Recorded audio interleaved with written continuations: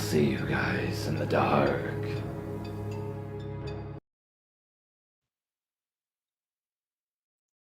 Hunting. It's an avid hobby of mine, and it runs in the family. My favorite animals to catch are deer and boar, as they are quite a challenge to catch. I love a challenge, as well as a general hunting. Camping in the woods is therapeutic for me, and you're in nature's natural habitat, which can be greatly enjoyed when by yourself. Accompanying this are the type of people you meet while hiking. I've met people who shared their food and campfires with me, and even hiked with me in the gorgeous wilderness that we call the woods. Most of the time, it's your animal friends who accompany you while walking and camping. I wish the story was about all of the above, but things took a plummet for the worst, and this is my story.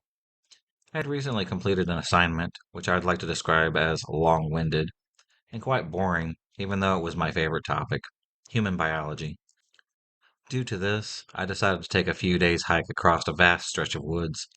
Brilliant for hunting, apparently. As a hunting enthusiast, I decided to hunt for some deer, possibly some boars if I came across any. So I prepped up my water filter, packed my tranquilizer, and hunting equipment, as well as my pop up tent and some snacks high in energy. And I took a 3.5 hour drive to my destination. I was stoked and excited, as I love camping and hunting, as I would unwind around nature and overall enjoy the set atmosphere the woods provided.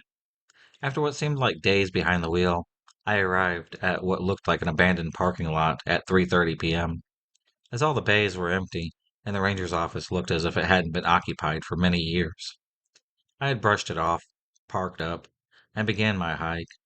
The place gave me a very uneasy vibe, as if the woods beyond the ranger's office was sinister. I can't really describe what gave me this uneasiness, but I honestly chalked it up to the place looking abandoned and creepy. Either way, I headed up to the path and began scouting the area for animals. This set of woods was exquisite. The sun was shining through the trees, and the animals were up and active. I came across a few deer, but no boars, unfortunately. Fast forward to 8:30 p.m. It was uneventful, to be honest, and it was getting pretty dark and gloomy now, as it's mid-November. Now I need to add that I'm quite a paranoid guy. I was burglared at the age of 15, and all was okay in the end. But that kind of paranoia of something or someone lurking in the woods or shadows stays with me in the back of my mind when I'm out alone at night. Then I whipped up a fire, cooked up some marshmallows, warmed up some beans, and ate away, minding my own business. After this, I decided to go for a late night hunt, as I did a 2 week course on how to hunt prey in the woods when it's dark, and I think it really had paid off. 15 minutes later, I put the fire out as I was prepared to go on a late night hunt, and then my blood ran as cold as ice, and my hands started to shake when I saw a silhouette of a person about 100 meters away from me. It was unexpected, so I internally freaked out. As well as this, I noticed a small pocket knife in their left hand. It looked like they were crouching and stalking something, as they had their knife at the ready. I believe that it was a man, about 6 foot tall, and his back was facing to me, so I believe that he didn't notice I was there, which I took as a godsend. It could have just been another hunter, like myself. After shitting bricks while watching this man for 5 minutes, he disappeared into the night. I got over it pretty quickly, as I thought he was just a fellow hunter like myself. I honestly wish that that was the case. Fast forward about an hour. It's around 9:45 p.m. I'm feeling confident enough to go back out into the black wilderness and catch a deer or two, or maybe even a boar. I pinpointed where my tent was with the map and went on my way with my hunting equipment. 10 minutes later, I'm practically in no man's land, as everywhere around me was pitch black, but I knew what I was doing. I was stalking a deer which hadn't noticed me yet. It was about 50 meters in front of me.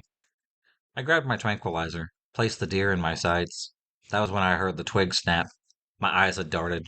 My legs went into jelly mode, and I jerked my neck to the source of the noise. What the hell? Another silhouette appeared out of the tree to the left of me, about 50 yards away, and was just watching me. Not the deer, but me. The deer was long gone by now, so it was just me and an unwanted guest. His size to me seemed that he was the same guy as before, about 6 foot, roughly 200 pounds. He stared at me. I stared right back. My body still as stone, but my sudden outburst of adrenaline was making me shake.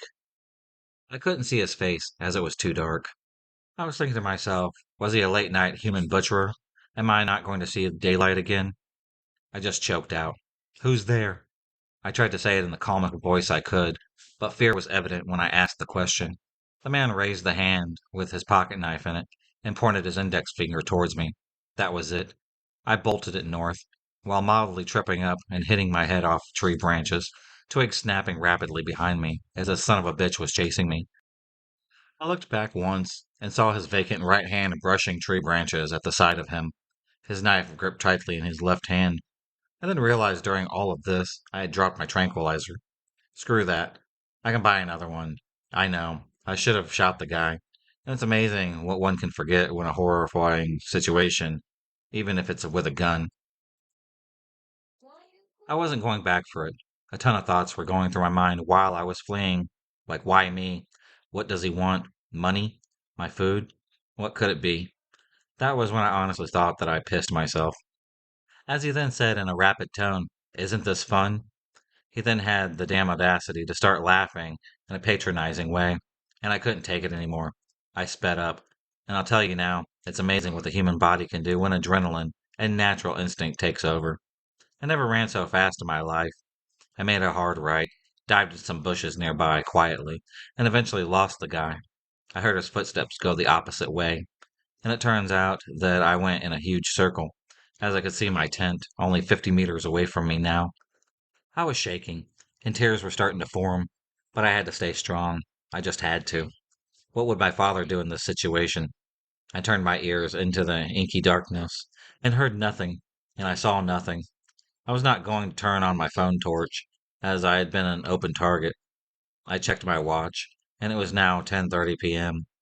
I've been in the tent for 10 minutes now. I had sat in my tent, listening to every small noise I could hear in the woods. I heard a snap. I had held my breath, as I heard a twig snapping right behind the tent, and with that accompanied a low and sinister voice. "You think you can run? I win." With that, my tent was being sliced open, and the fucker's head popped in.